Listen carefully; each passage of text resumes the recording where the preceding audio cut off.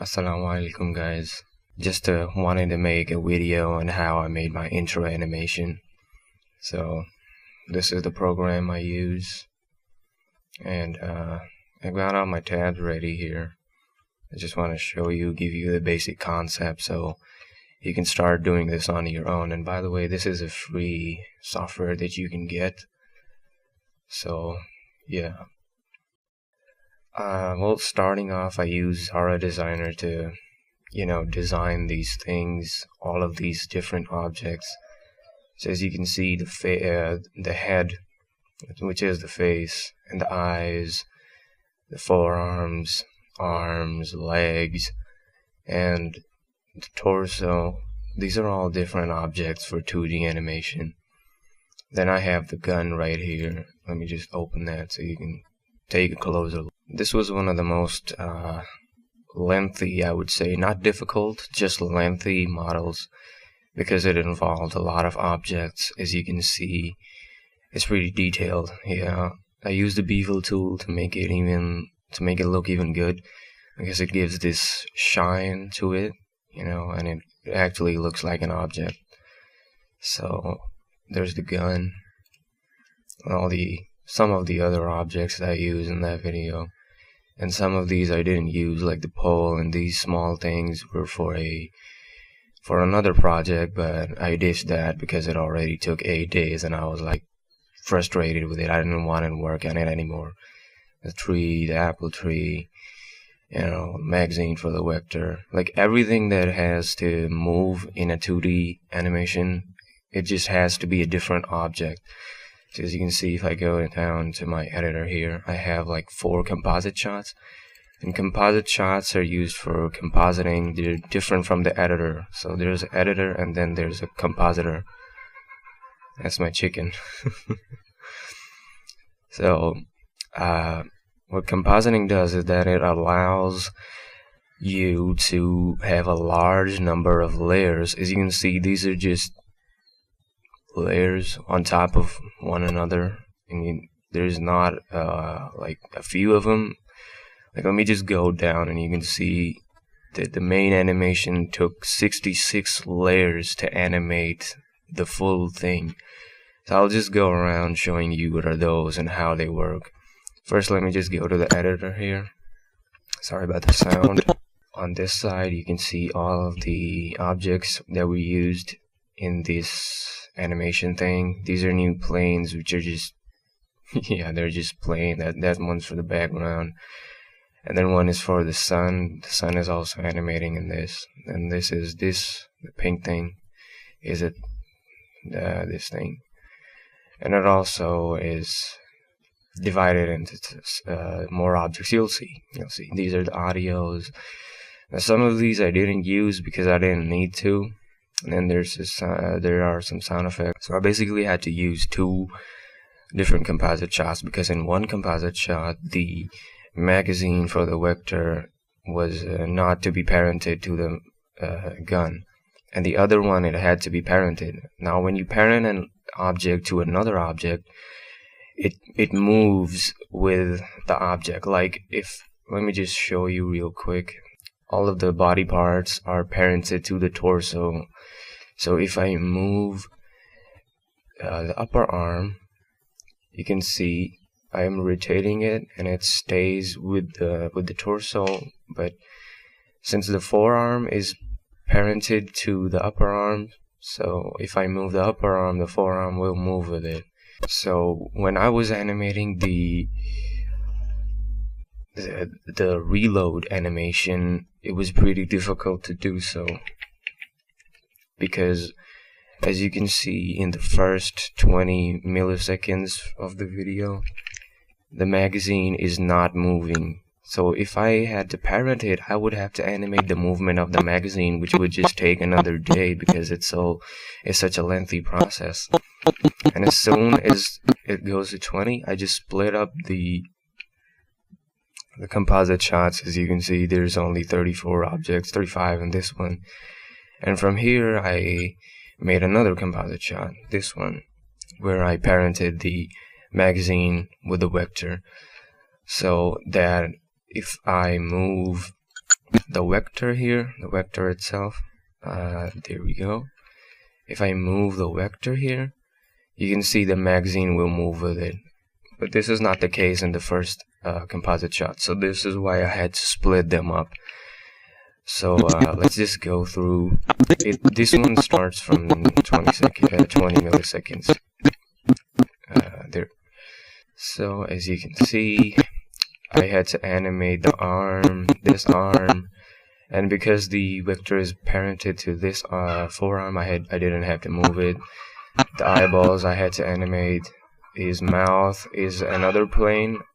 Sorry about the chicken in the background, she's pretty loud. I'm just gonna wait for her to shut up now.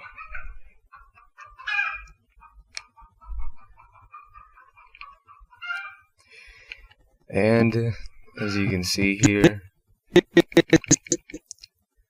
there goes the reload. All the mouth sounds, and now I want to show you the bullet thing. I want to show you the bullet effects now. They're right here. So because the shells are moving, they're also a different composite shot. They didn't have to be, but it's easier that way. Let me find which one is it.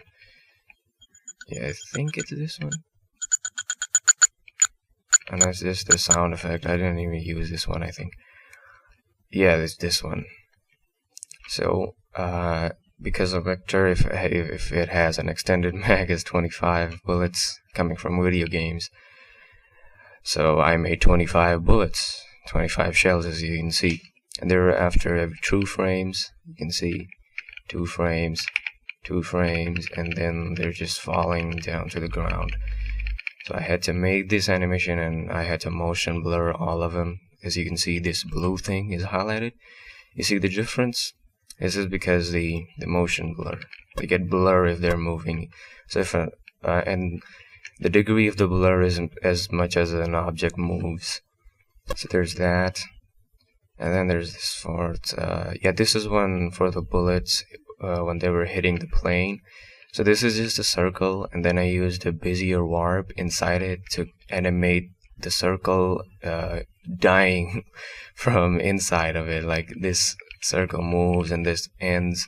Like these are all different objects, and they start at, I guess, here, and that's 7 frames. Yeah, one circle lasts for about 7 frames. So they're gone, and you know, they're in an area. So I took this composite shot and I put it on here, as you can see. Just look at those as they're animating. You see, the playback is pretty slow because of such a huge workflow going on. And about this brick thing, it is supposed to be kind of brick, and it's broken down into these different sections here. So when the bullets hit them, they lose their energy, they lose their strength, they become, you know, pale, gray, and they start to fall. And yes, they are all different objects. I had to animate their movement one by one, each of them. And after the bullets show, the good ass bullet show, you can see there's my name, there's black, this thing. And by the way, all of these objects were made in Zara Designer. I don't know if you noticed, but the sun is also animated. You can see that in the actual animation. So now was the tricky part. The camera was supposed to move into this text, so I made this I made a 3D composition here. You can see if you add a camera into your composition, you can go to perspective mode. Yep, this is basically a 3D animation right now, having 2D objects into it. So this is the camera, this is the 3D space, and you can see all of these objects. And I had to basically just move the text and the camera away from it. That's why it looks so cool in the actual animation. As you can see, let me just go back to active camera mode here. Now as you can see, the camera will start to, I just moved it's too much forward. It will move inside, and then the text will move back. So one issue I was having was that the text was not moving back, it was appearing. Let me find that. It was, I know that's a pretty messed up desktop. I think it was this one, yeah. If you take a look at this one.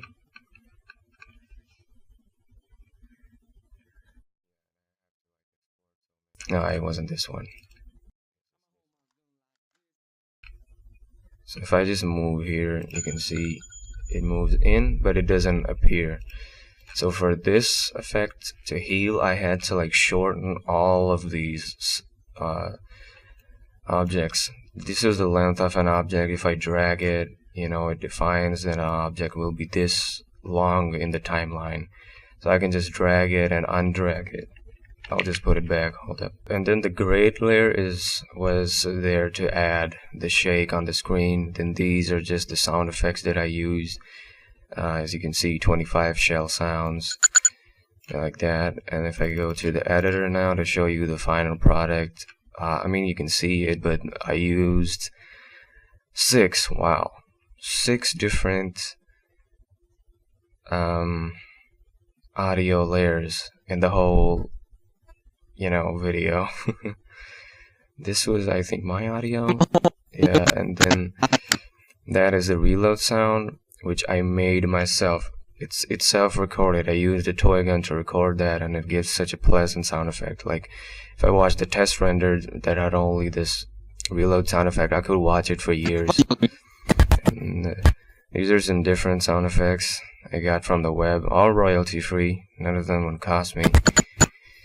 And this is the thing. This is how I made it.